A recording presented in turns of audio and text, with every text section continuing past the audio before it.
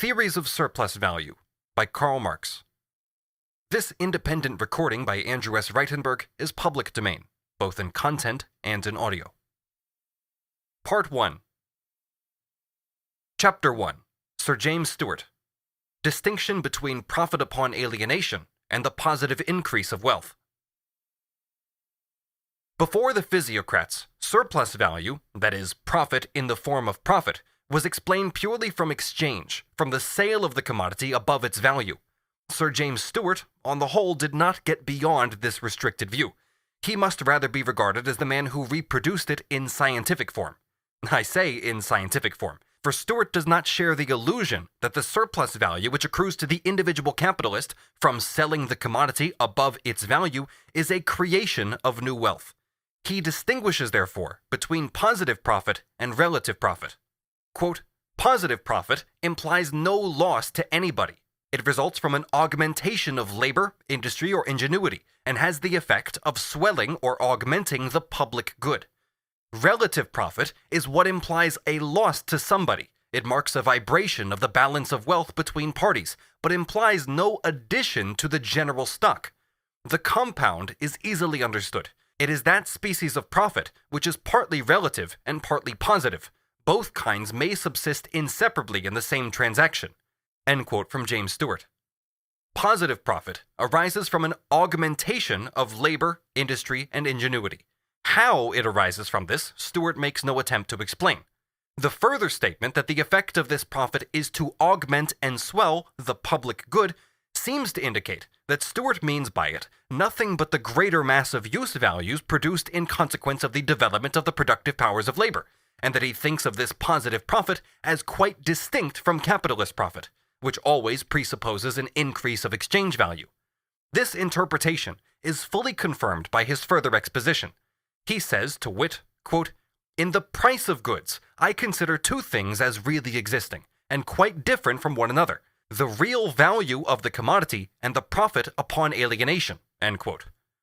The price of goods therefore comprises two elements that are completely different from each other. Firstly, their real value, and secondly, the profit upon alienation, the profit realized through their transfer to another person, their sale. This profit upon alienation therefore arises from the price of goods being greater than their real value, or from the goods being sold above their value. Gain on the one side therefore always involves a loss on the other.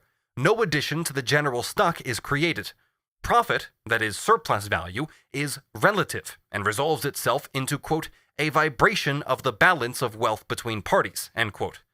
Stewart himself rejects the idea that surplus value can be explained in this way.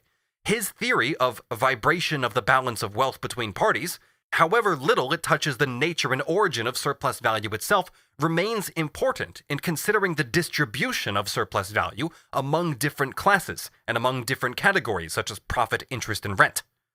That Stewart limits all profit of the individual capitalist to this relative profit, profit upon alienation, is shown by the following. The real value, he says, is determined by the quantity of labor, which, quote, upon an average, a workman of the country in general may perform in a day, a week, or a month, end quote. Secondly, quote, the value of the workman's subsistence and necessary expense, both for supplying his personal wants and the instruments belonging to his profession, which must be taken upon the average as above, end quote. Thirdly, quote, the values of the materials. These three articles being known, the price of manufacture is determined. It cannot be lower than the amount of all the three, that is, than the real value. Whatever is higher is the manufacturer's profit. This will be in proportion to demand, and therefore will fluctuate according to circumstances. Hence appears the necessity of a great demand in order to promote flourishing manufactures. The industrious regulate their living and expense according to their certain profit, end quote. From this, it is clear that the profit of the manufacturer, of the individual capitalist, is always relative profit, always profit upon alienation, always derived from the excess of the price of the commodity over its real value, from its sale above its value. If, therefore, all commodities were sold at their value, no profit would exist. Stewart wrote a special chapter on this. He examines in detail, quote, how profits consolidate into prime cost, end quote. Stewart, on the one hand, rejects the conception of the monetary and mercantile systems, according to which the sale of commodities above their value and the profit resulting therefrom creates surplus value, a positive increase of wealth.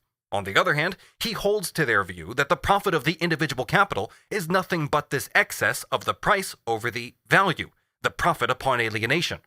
This, however, according to him, is only relative, the gain on the one side being compensated by the loss on the other, and consequently this movement is nothing more than, quote, a vibration of the balance of wealth between parties, end quote. In this respect, Stuart is therefore the rational expression of the monetary and mercantile systems. His service to the theory of capital is that he shows how the process of separation takes place between the conditions of production as the property of a definite class and labor power. He gives a great deal of attention to this genesis of capital, without as yet seeing it directly as the genesis of capital, although he sees it as a condition for large-scale industry.